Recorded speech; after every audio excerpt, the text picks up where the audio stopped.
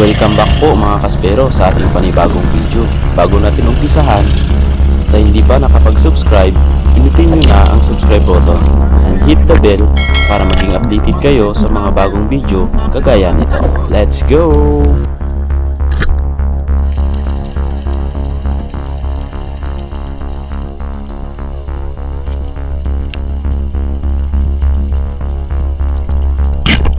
Bawalan lang natin mga kaspero yung lapu-lapu para Laharo ng lapu-lapu namon makaunta mo pera ni. isang mapagpalang araw mga kaspero. So magdadive tayo ngayon. So ako lang yung isang magdadive pero magbantay naman si kuya magbabantay sa atin. So dalawa lang kami at sana makadali tayo ngayong araw mga kaspero. Let's go.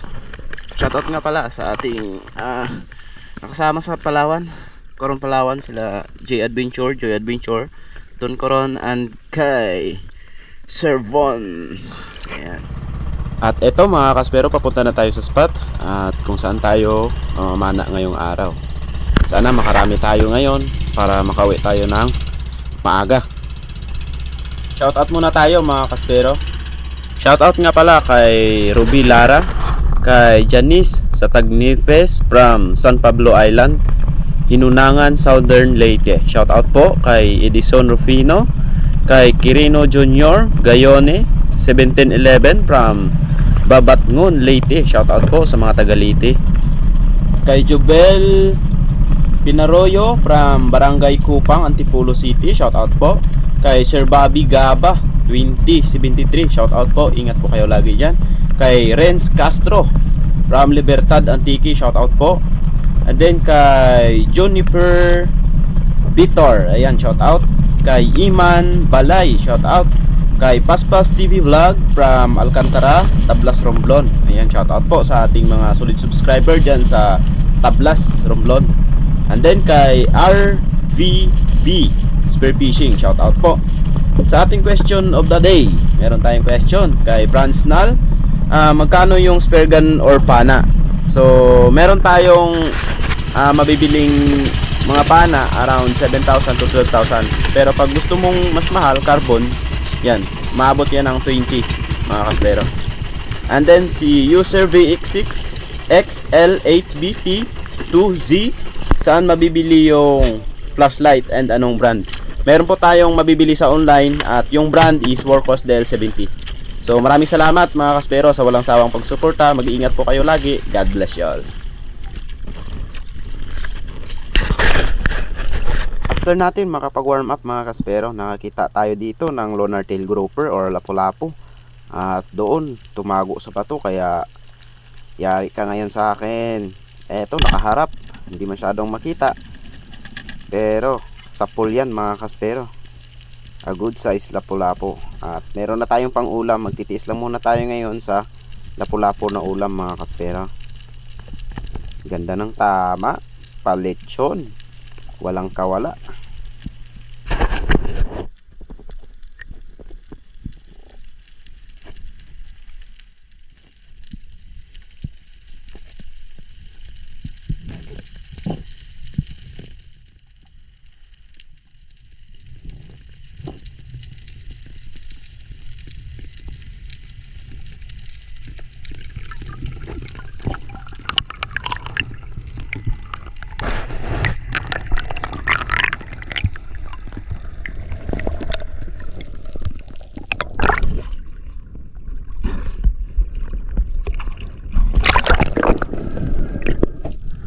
After natin mapana yung isang lapu-lapu, meron pa palang isang lapu-lapu nakasut-sut sa may bato mga kaspero at nakaharap siya sa atin.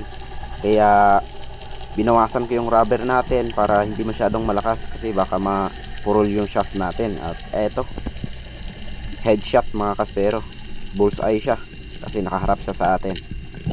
Meron na tayong dalawang lapu-lapu, meron na tayong pangulam.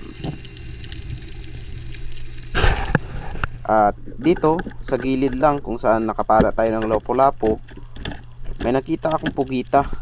o octopus mga kaspero, ngunit ayaw lumabas. Masyadong malalim yung butas. Malaki na rin sana ito. Yung problema lang natin is medyo malalim itong spot na to. 20 meters na kasi ito, kaya mahirap na kunin. Kaya hinayaan ko na lang ito mga kaspero.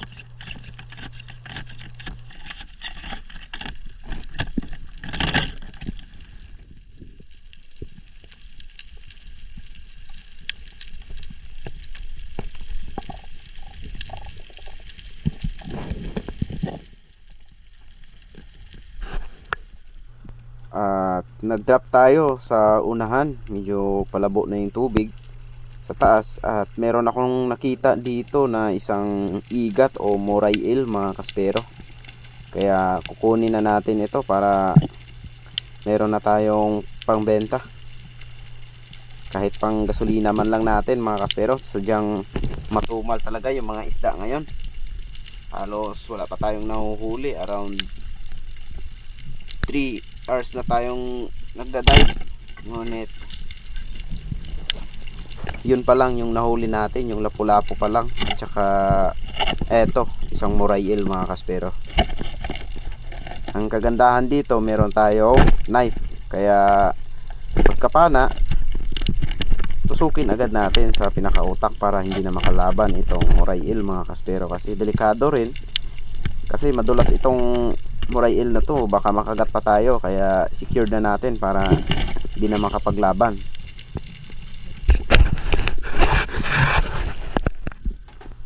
Yan, nakuha na natin at medyo mahina na siya. Pero pumupulupot-pulupot pa rin siya mga kaspero. Shout out sa mga laging nanguhuli ng ganitong klaseng moray eel.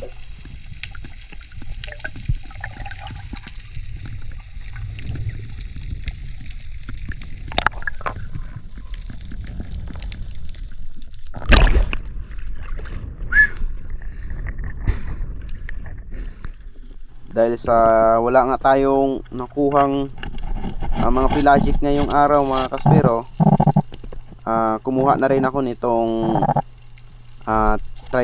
trigger fish. Ayan, kung tawagin sa amin dito is bigong or devil. Parang devil kasi vampire yung ngipin nito mga kaspero. Kaya after nun, umahon ako at tinry ko yung pana ni Master X kasi in-upgrade niya ito, ginawa niyang inverted mga kaspero. Kaya itatry natin, baka ito na yung makakahuli ng pelagic. Ayan, niloload natin itong pana na ito.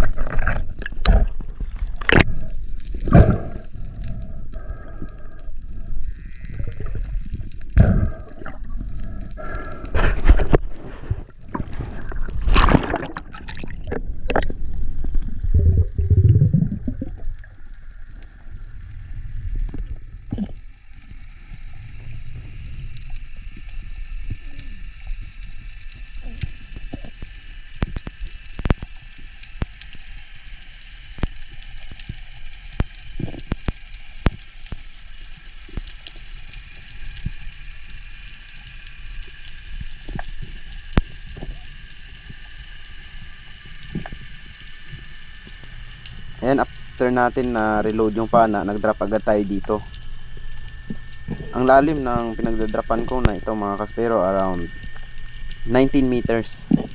At nagbabaksak kali na may lumapit na pelagic dahil marami akong nakikitang bait. Ayan sa paligid mga kaspero. Kaso lang may kalabuan talaga yung tubig.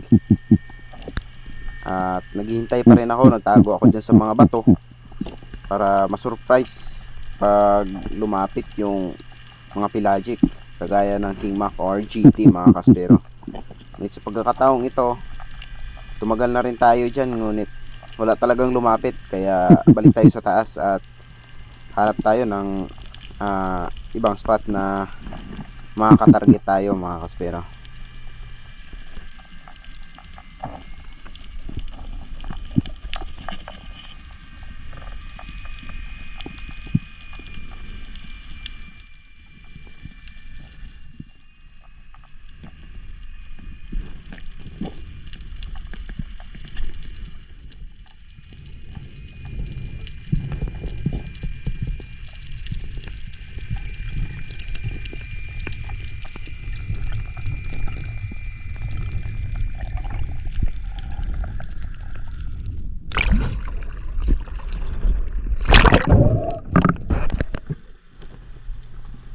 Bali pagbaba ko mga kaspero, may nakita ako ditong coral trout or lapu-lapu.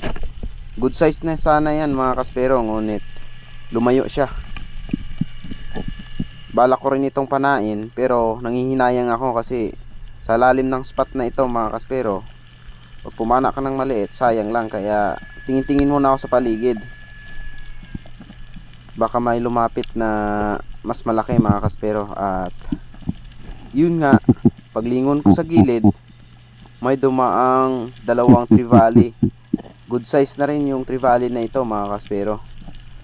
Ayan kung napapansin nyo. Ngunit nung tinutukan na natin, biglang bumilis at lumayo. At nung pagkalabit natin ng trigger, nako, pataas pa yung pana natin. Nanibago ako sa pagpana, kaya lumipat ako ng ibang spot. Yung spot natin pupuntahan ngayon mga kaspero, kung saan tayo nakakapana lagi ng bigay barakuda. At nandito na tayo sa spot mga kaspero.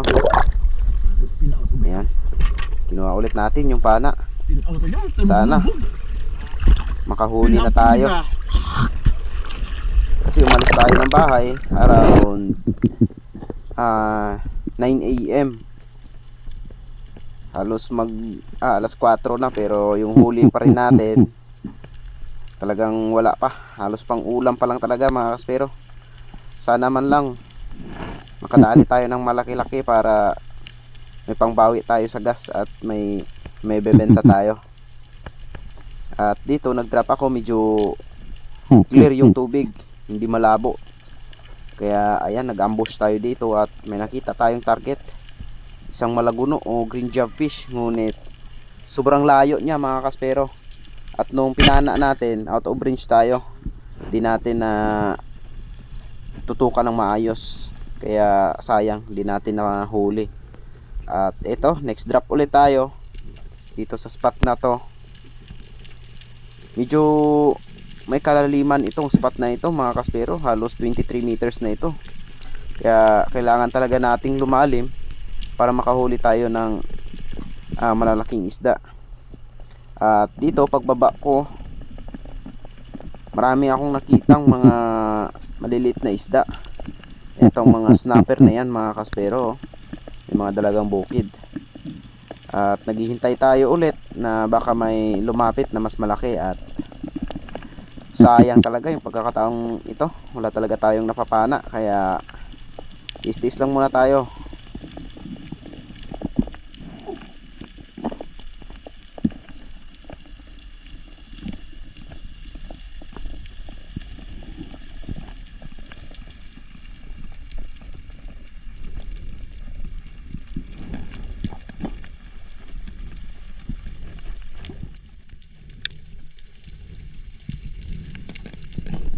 At eto mga kaspero, habang nagpapahinga ako sa taas, biglang dumaan itong grupo ng Big Eye Barakuda mga kaspero.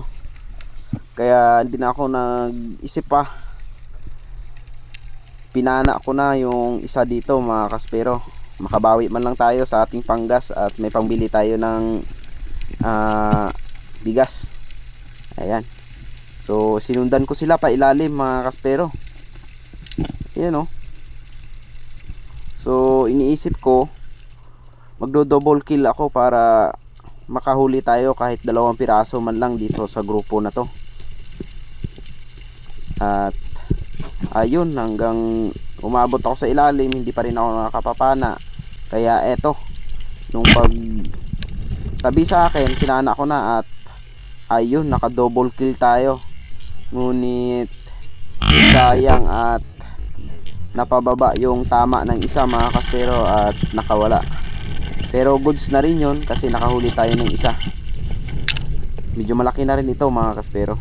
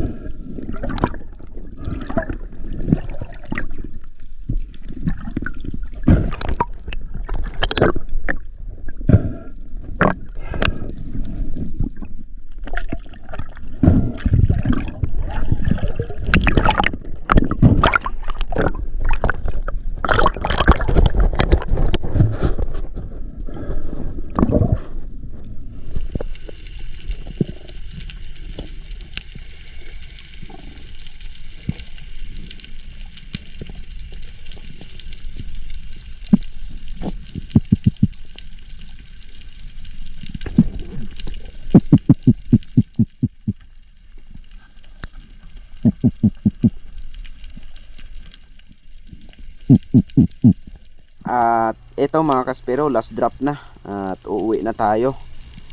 Medyo madilim na, hapon na talaga, around 5:30 o 6 PM na. Kaya ito, may nakita akong Big Eye Emperor.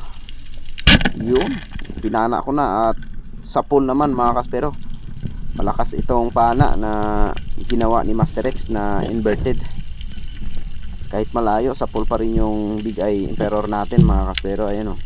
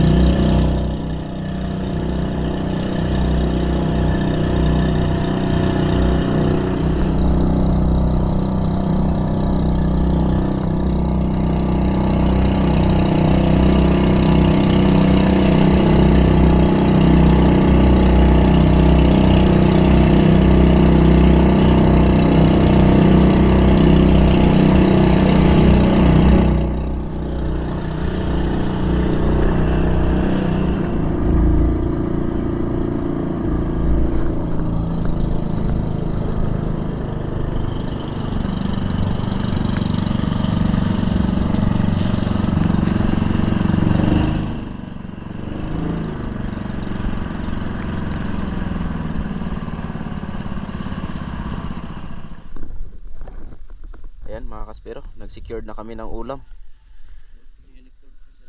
Ayan. Ito, yung tatlo. Ulam namin. Tapos yan lang yung ibebenta natin. Ito. Para pang gasolina. Ayan, pwede pang ibenta yung dalawa. Tingnan natin mga kaspero kung ilang kilo. Oh, 7 kilos. Ito lang. Ito lang. Oh, 7 kilos na lang. Ito lang. Oh, isang piraso lang yan. Dalawa sa. Oh, 10 kilo ba? 6 kilos? Grabe. 10 kilo ah.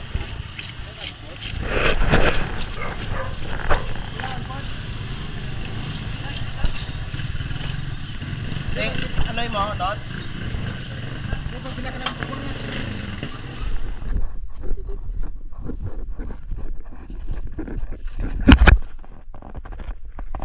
Sabawan na lang natin mga kaspero yung lapu-lapu para makahigop tayo ng fresh na sabaw.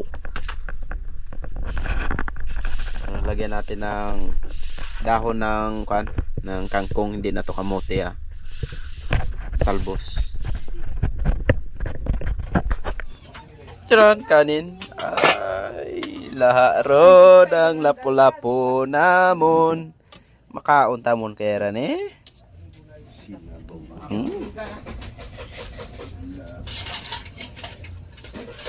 Grabe, nagpag talaga yung camera sa sobrang sarap ng lapu-lapu mga kaspero. Anyway.